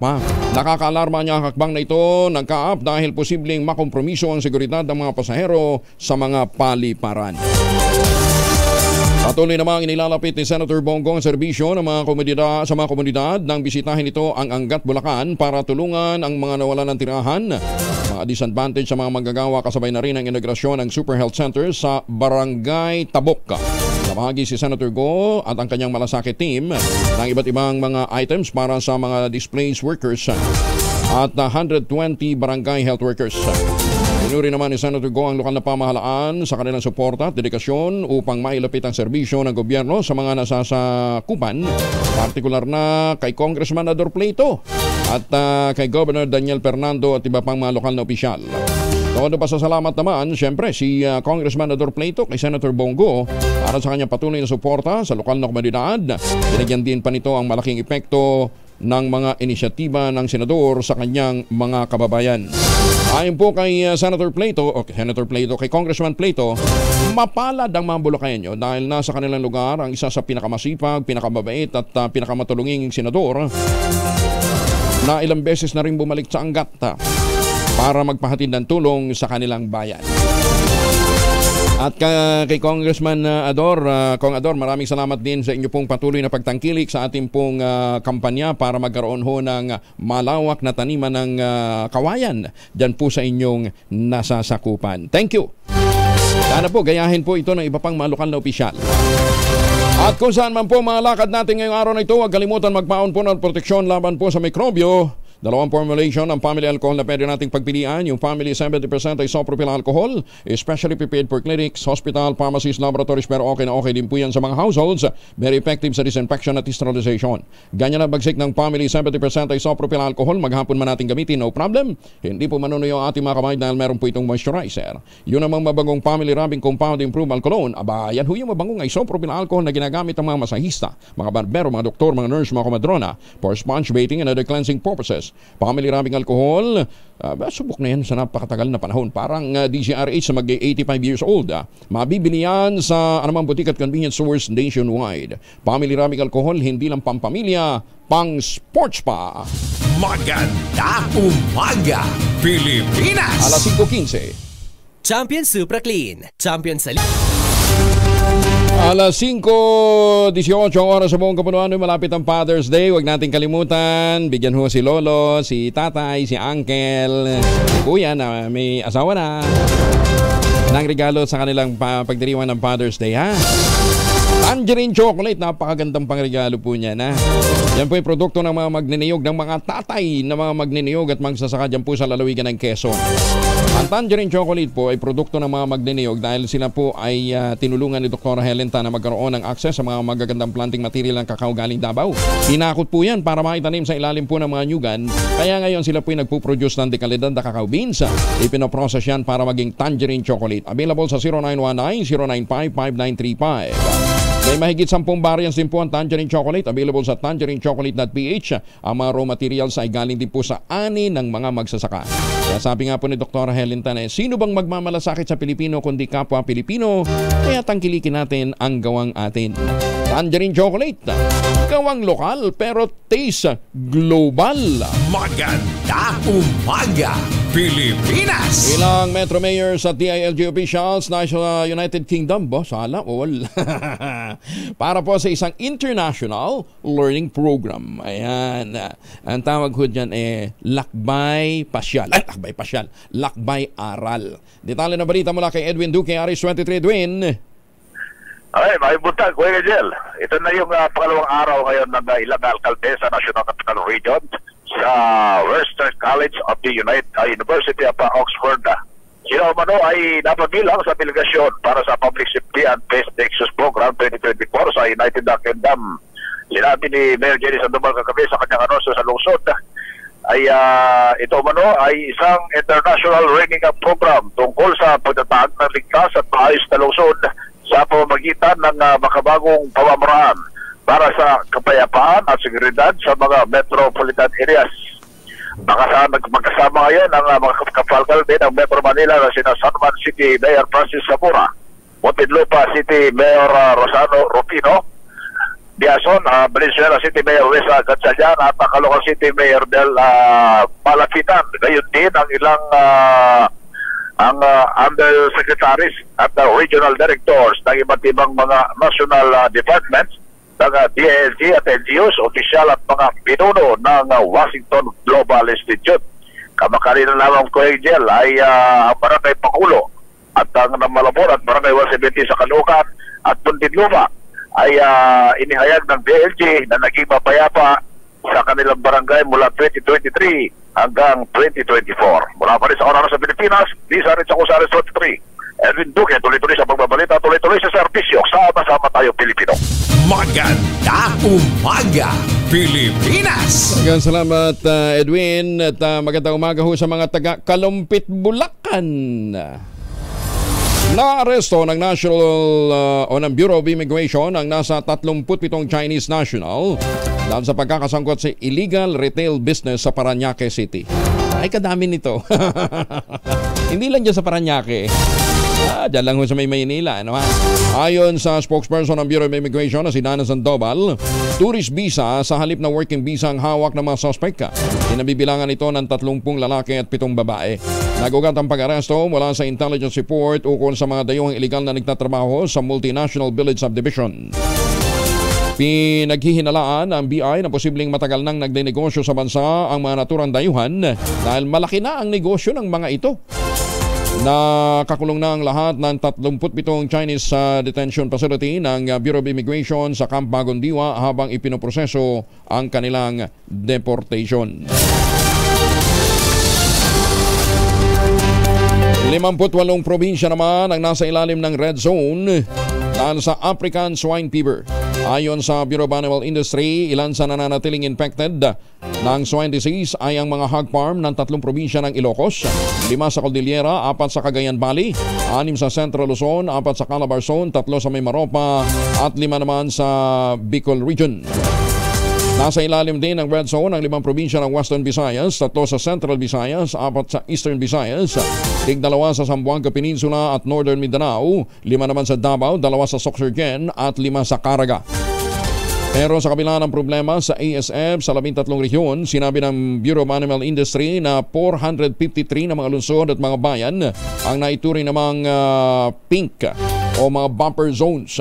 Samantala, bukod sa ASF, sinabi ng Assistant Secretary ni Secretary Francisco Chulaurel ng DA, pati ang highly pathogenic na avian influenza ay nakakaapekto na rin sa lokal na industriya ng manukan. Nako, kaya kinakailangan ho talagang iba yung phytosanitary protocols na pairalin sa iba't ibang mga borders ng mga probinsya. Inisyuhan na ng Kamara de Representantes ng show cause order si dating PNP CIDG Chief Major General Romeo Caramat. Ito'y nang hindi sumipot si Caramat sa pagdanig ng Committee on Human Rights kaugnay ng extrajudicial killing sa ilalim ng Duterte administration. Dismayado ang mambabatas na bukod kay Caramat na ngayon acting area commander ng Northern Luzon, no-show din ang karamihan ng mga resource person mula sa PNP. Una nang tinawag ni House Assistant Minority Leader Arlene Brosas na makasaysayan ang naturang pagdinig dahil ito ang kauna-unahang hearing sa drug war simula naman noong 2016. Tiwala ang kampo ni Bamban Mayor Alice Goo na maalis ang ipinataw na suspension sa kanyang sa kanila ng Office of the Ombudsman. Papanayam ng DCRH sa abogado ni Goo na si Attorney Stephen David. Ito niya ay dahil sa maghahain sila ng motion for reconsideration o motion to lift suspension. Sa katunayan, wala naman talagang kaugnayan ng alkalde sa anumang operasyon ng Pogo sa Bamban. Pero sakali man daw na may iligal na aktibidad sa Pogo Hub sa Bamban, dapat ito'y nasa restriksyon ng PAGCOR para i-regulate. Pero hindi siya nandun pa rin ang PAGCOR. Sila pa rin ang kahit nung nag-expire nung February, nag-read na sila nun pero yung PAGCOR nandun pa rin even at the time of the raid. In other words, sino ba under the law ang dapat regulate? Regulate. Hindi naman ng mayor Imagine mo isang mayor ng isang bayan. Doon na lang ba siya mag-stay sa mga Pogo? Pag-iisipan ka doon. Sabi nga ng PAGCOR, ba't kami sisisihin ho ninyo? Isa lang naman yung nabigyan nila ng asensya. Matatandang sinuspende ng Ombudsman sina Mayor Goo at 2 iba pang opisyal ng Bamban ng hanggang 6 na buwan habang nagpapatuloy ang investigasyon sa reklamong inihain ng DILG. Ayan. Itinanggi ni Bamban Tarlac Mayor Alice Goo na Chinese national si Wen Yilin. At sinasabing ito daw po ang kanyang tunay na ina. Sa liham na ipinadala kay Senator Risa Ontiveros, siginiit ni Mayora na business partner ng kanyang ama si Wen Yi at si Amelia Leal ang kanyang biological mother. Hindi rin umano totoong non-existing o imahinasyon lamang o non-existent o imahinasyon lamang niya si Leal na isang kasambahay na nag-iwan sa kanya noong siya'y bata pa lamang. Una nang sinabi ng Philippine Statistics Authority na walang birth records ang magulang ni Guo. Inabulanan din ni Bambam Tarlac Mayor Alice Guo na sangkot ang kanyang ama sa money laundering activities. Sa kanyang liham sa Senado, sinabi ng alkalde na negosyante ang kanyang tatay na si Angelito Guo hindi lamang sa Pilipinas kundi maging sa ibang bansa. Itinanggi rin ng alkalde na protektor siya ng ilegal na pogo sa Bamban at wala rin siyang kinalaman sa cybercrime gaya ng hacking activities at human trafficking sa bayan. Pinalagan din niya ang paratang na nagpabaya siya bilang alkalde nang itayo ang Pogo Hub sa kanyang bayan. Pero alam ho ninyo, in fairness kay Mayor Guo, 2 taon pa lamang ho siyang nanunungkulan bilang mayor. Yung dating mayor ang dapat na imbestigahan. Bakit nila inaprubahan? Di ba? Sino ba yung dating mayor? Umabot ng 177 million pesos ang network ni Bamban Mayor Alice Guo, habang 367 million naman ang kanyang assets at 189 million ang liabilities. Ito'y batay sa kanyang idineklarang Statement of Assets, Liabilities and Net Worth o SALN hanggang noong December 2023. Sa hearing ng Senate Committee on Women and Children na pinamunuan ni Senator Risa Ontiveros, ipinesenta ng senadora ang SALN ni Guo kung saan nakasaad na meron siyang 9 na lupain. 6 sa mga property ni Guo ay nasa Marilao, Bulacan, 2 sa Bamban at meron naman sa Capas, Tarlac. Nakasaad din sa SALN na umabot ng 20 million ang halaga ng kanyang mga property kung saan ang una ay lupaing nabili noong 2008. Meron din siyang 3 dump trucks na nakarehistro sa kanyang pangalan, nagkakahalaga ng 2 million pesos ang bawat isa, at meron din siyang helicopter na nasa 60 million pesos. Pero sabi niya nga, naibenta na yan. Habang nagdeklara din ng share si Guo ng stock sa QJJ Embroidery Center Incorporated, Con HRQ Summer Real Estate Group at Balisin Island Club. Ba? Talaga, meron siyang share sa Balisin. Habang may 9 na piraso siyang alahas na kakahalaga ng 1.5 million at meron din siyang 198 million pesos na cash on hand tsaka deposit sa bangko. Patuloy pa rin ang investigasyon ng Senado sa pagkatao ni Guo matapos siyang i-agnaway sa ni-raid na Pogo Hub sa Bambam, Tarlac. Ayun. Maganda umaga, Pilipinas! Speaking of Tarlac City, kumustahin na natin yung gymnotorium. Gymnotorium dyan po sa Tarlac City. Mukhang kailangan din yatang masilip itong construction na ito ng gymnotorium dahil medyo may katagalan na rin pala itong ginagawa. Ilang taon na ito at 3,500 square meters po ang gymnotorium na ito at ang kabuang halaga ang nagagastos na nawawaldas na ang nauubos na para po sa pagpapatayo ng proyektong yan na hanggang ngayon ay hindi pa rin tapos ay tumataginting na 2 billion pesos. Wow! 2 billion divided by 3,500 square meters, lumalabas per square meter, nagkakahalaga na siya ng kalahating milyong piso. Yus. Ayan, tsaka ito naman government funds naman, kaya naman, Tapos, ang nag-iisang pinakamalaking contractor ay yung Northern Builders. Umaabot ng 839 million ang nagagastos niya, napunta dito, no? Sino kayang congressman ng dito? Hindi, pero local project gymnotorium. Ilang hospital kaya pwede mong maipatayo sa 2 billion pesos? Diba? Kaysa ipatayo mo ng gymnotorium. Gymnatorium pala. Ayan, Sino bang mayor ng Tarlac City? Pero hindi, kasi kung yung bago din daw yung mayor ng Tarlac City ngayon ang nagpatayo niyan ay yung pinalitan pa, yung dating mayor. Ayan. Pero obviously, magkakampi sila. Tuloy-tuloy eh. Maganda umaga, Pilipinas! Ay, susme. Pero kung naghahanap ho kayo ng murang pabahay, nandyan ho yung mga proyekto ng Westchester Realty sa Central Luzon. Ano ha? Diyan lang po ito sa Pampanga. Ayan, may makakayungan sa ating mga kababayan dyan po sa Pampanga. 20,000 pesos all-in down payment. Pwede ka na maglipat bahay agad pagkatapos po ng 7 days na take-out ng Pag-ibig Housing Loan. Ito ng pinakamurang ready for occupancy unit. With easiest term, 5% lamang down payment, pwede pang hulugan. Ngayon, ito ay napakalapit lamang sa Clark International Airport at Clark Economic Zone at nasa loob mismo ng township ang mga amenities, eskwelahan, simbahan, clubhouse, marami pang iba, pati mga commercial area. Ayan, Kaya ano pang iniintay po ninyo? Ito pa rin ang pangarap na magkaroon ng sariling bahay sa presyong abot kaya. Napakagandang investment.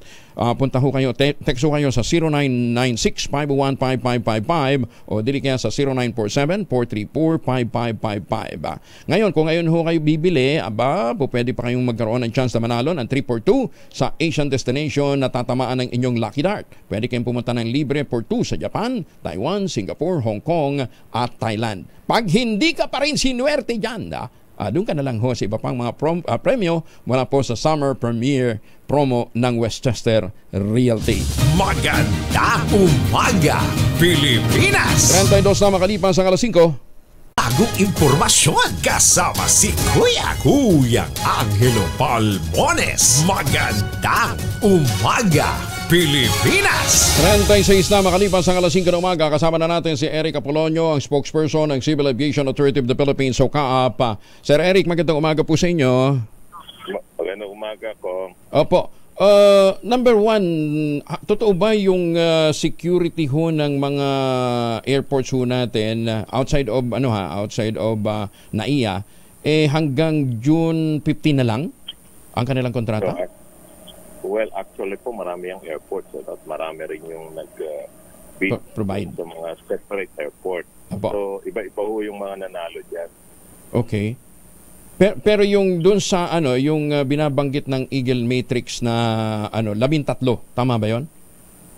Well, marami po pero hindi ko ma-identify kung 13 because ang information ito ay nasa back hindi po sa amin But pagkakaalam ko more or less mga ganun mga impact yung sa central namin sila rin yata to provide security.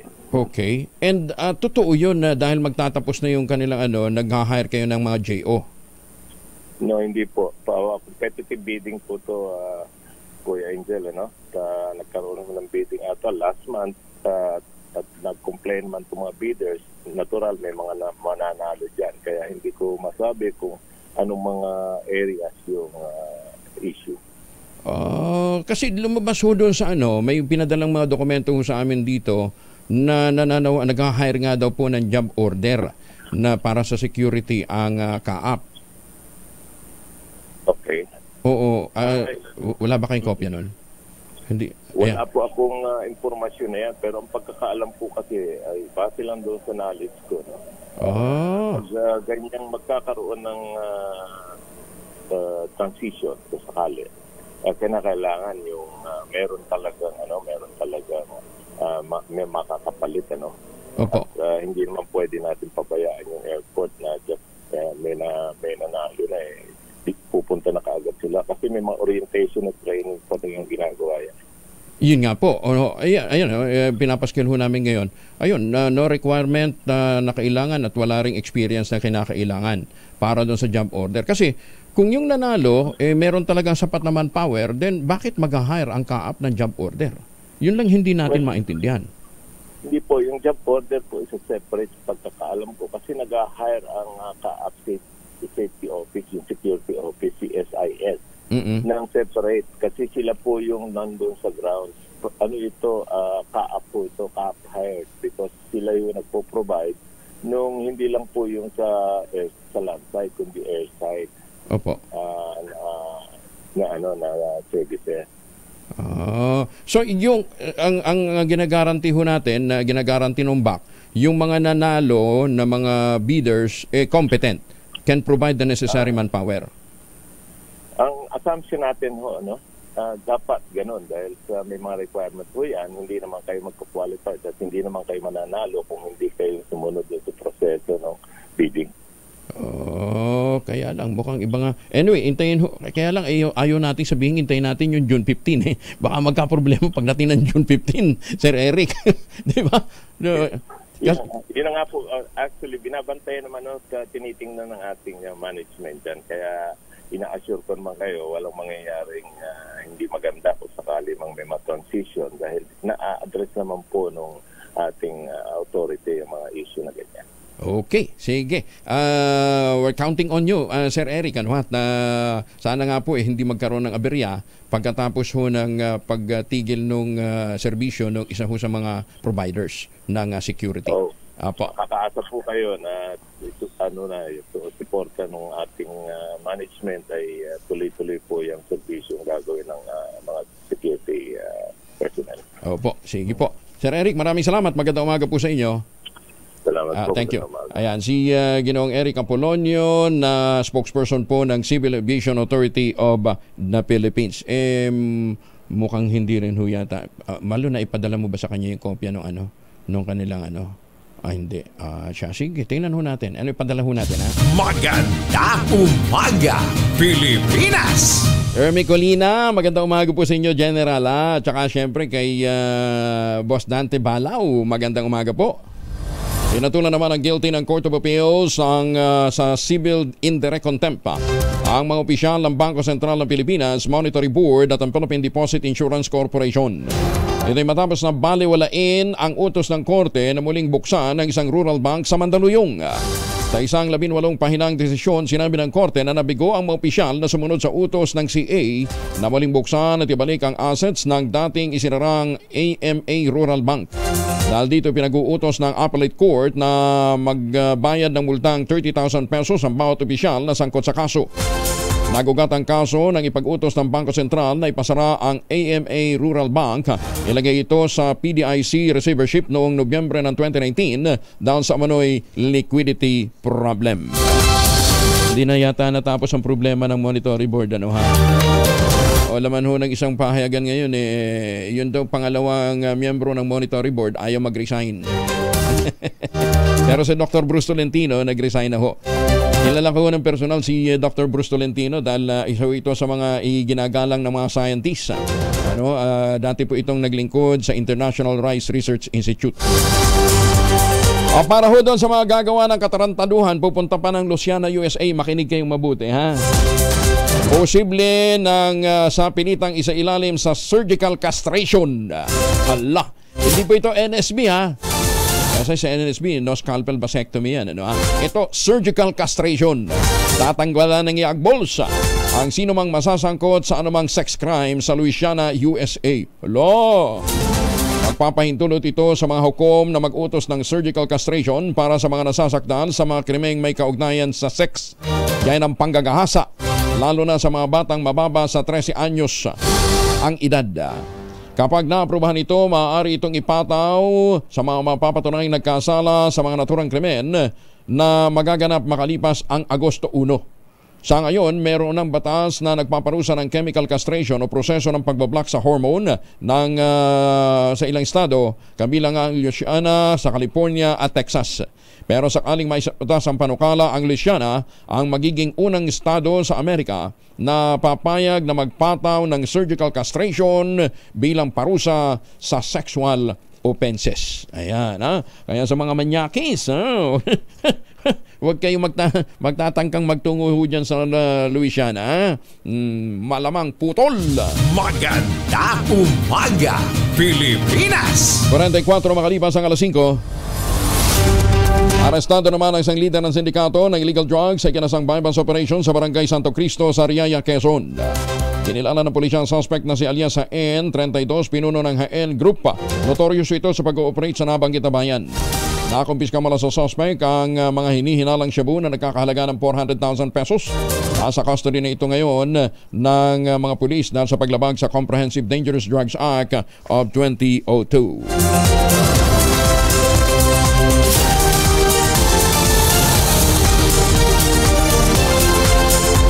Nailigtas naman ng otoridad ang 186 na mga Pinoy sa isang Pogo Hub sa Angeles City sa Pampanga.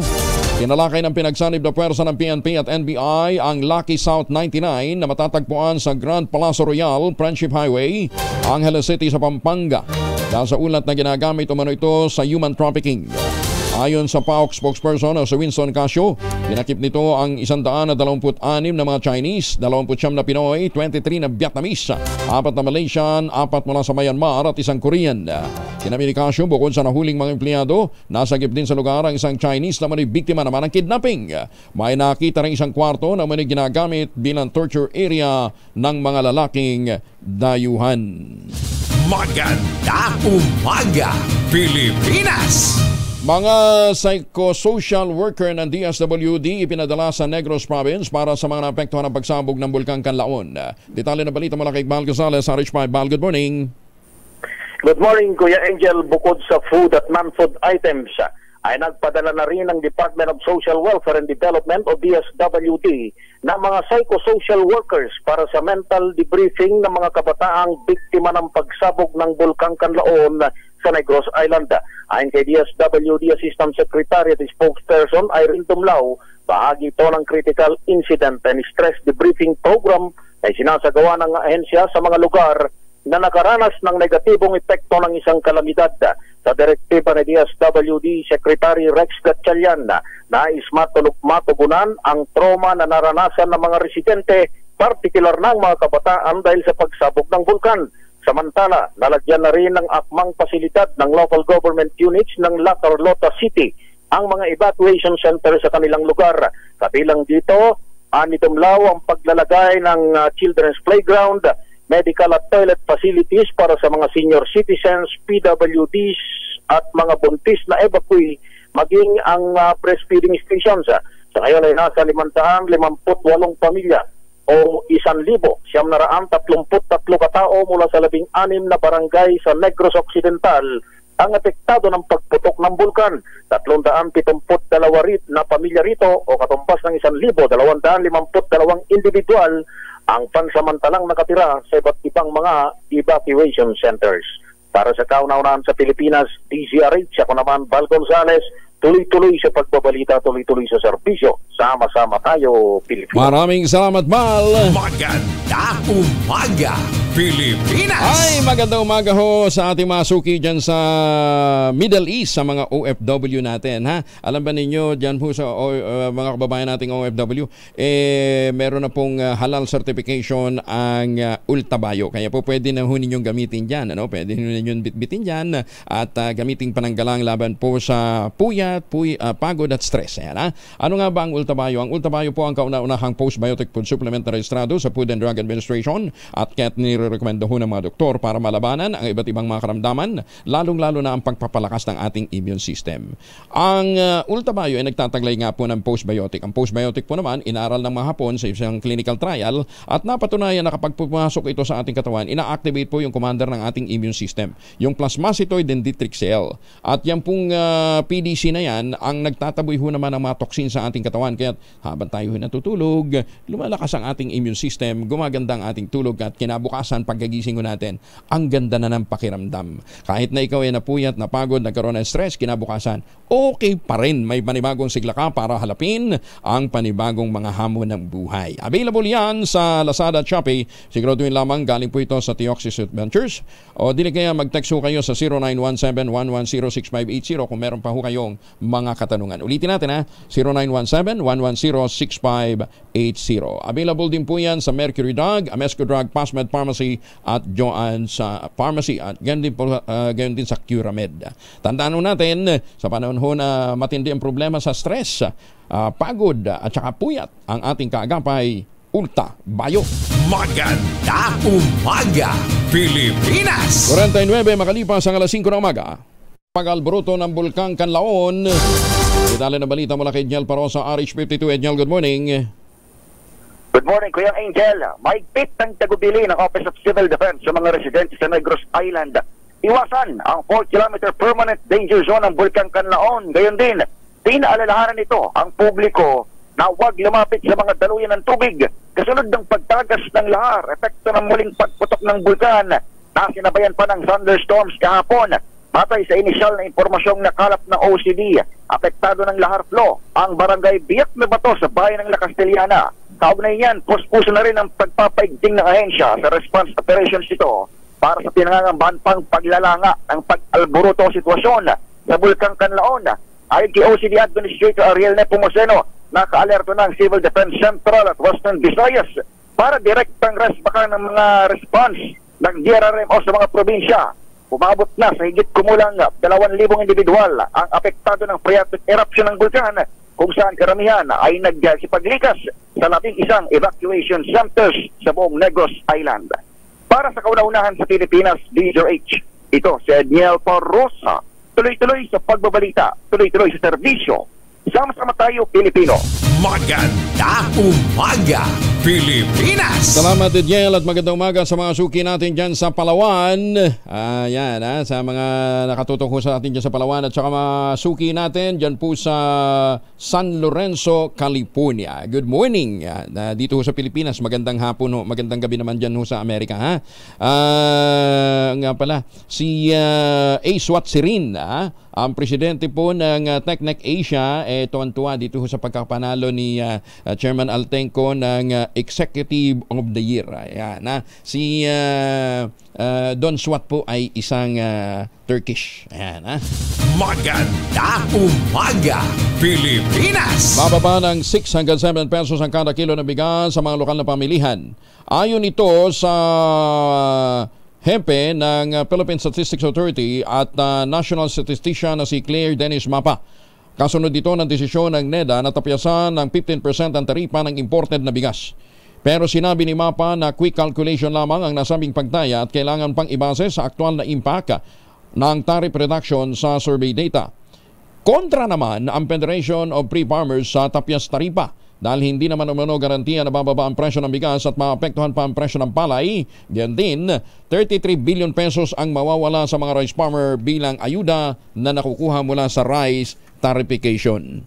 Pag-untugin ho ninyo si Dennis Mapa at saka si Secretary Balisacan. Sila yung nagpipilit Maganda umaga, Pilipinas! Ang malinaw lang, yung contract growing na ginagawa ho ng NIA. Ayun po, pwede pa kasi contract growing. So, controlled ho nila yung farm gate price. Kumustahin ho na bukas siguro. Tawagan natin uli si Administrator Eddie Guillen. Kasi ang pangako ho nila by July, magiging available na yan. May nilulutong joint patrol ang Pilipinas, America at Japan sa labas ng exclusive economic zone ng bansa. Ayon kay Philippine Coast Guard Commandant Admiral Ronnie Hill Gaban, dinalakay nila ito sa katatapos na Shangri-La Dialogue sa Singapore. Sinabi ni Gaban na sasakay sa barko ng Pilipinas sa mga personnel ng US at Japan Coast Guard para sa pagpapatrolya sa high seas. Yan pa man, wala pang petsa kung kailan igugulong ang posibleng sabayang pagpapatrolya sa labas ng exclusive economic zone ng Pilipinas. Iminungkahi naman ni Senate President Chis Escudero, bitbitin na ang issue ng West Philippine Sea sa Association of Southeast Asian Nations sa gitna ng aggression ngayon ng China. Ayon kay Escudero, kung kakayanin, dapat itong gawin ng Department of Foreign Affairs dahil sa nagaganap ang issue sa loob ng nasasakupan ng ASEAN. Hindi anya kinikilalang politikal ang association hindi kilalang political association ang ASEAN, ngunit forum na rin ito para mapag-usapan ang anumang mga nagaganap sa loob ng rehiyon. Umaga, Pilipinas! At susunod na po ang 2x2 sa tang ACS Balita. Kuya Angel po, si Angelo Palmones, nag-iiwan sa inyo na isang magandang umaga. Maraming salamat sa inyo walang sawang pagsubaybay, pakikinig at pagtitiwala. Ang ating pong paalala sa tuwi-tuwi na magtanim ng kawayan para sa kalikasan at kabuhayan. Ang ating quote of the day ngayong araw na ito ay hango po mula sa mga iniwang aral sa atin ni General Antonio Luna. Pero hindi ho yan ang itsura ni General Antonio Luna. Si ano yan sa pelikulang Antonio Luna yan. Pero ito ho sinabi niya. Mga kapatid, meron tayong mas malaking kaaway kaysa sa mga Amerikano, ang ating sarili. Alam ho niyo, sa totoo lang, ganun ho talaga nangyayari ngayon. Pakialam ba naman ng Amerika at China kung nagbabangayan kitong mga politiko natin? Dapat magkakakampi kayo. Ay, susme. Anyway, happy Thursday. Narinig mo na ba ang malaking balita na muling uukit sa kasaysayan ng tinig ng asul, pula at dilaw? Dahil malapit na ang ingrandeng pagdiriwang ng kauna-unahang radyo sa bansa.